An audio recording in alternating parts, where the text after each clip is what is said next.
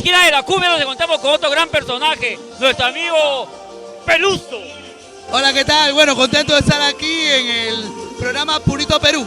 Tommy, una consultita, vienes acompañando, hoy día chambean acá con Purito Sentimiento. Claro, sí, estamos con puro sentimiento aquí para brindar un gran show, así que estamos contentos porque el marco de gente Oye, está rica la espectacular. gente, ¿no? Sí, están full pilas, así que tenemos que hacer bailar a toda la gente. ¿Cómo van las presentaciones? ¿Cómo van la gira con la chica, con ustedes? Gracias a Dios estamos bien, recorriendo todo el Perú. De aquí tenemos el día de hoy otra presentación más y así que estamos muy contentos por la acogida. Tommy, ¿cuándo sale de repente alguna primicia en tu voz?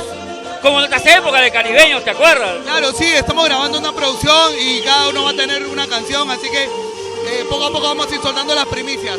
¿Cómo va la relación con nuestra estrellita? Muy bien, contento, de todo está yendo muy bien en lo laboral y en el amor.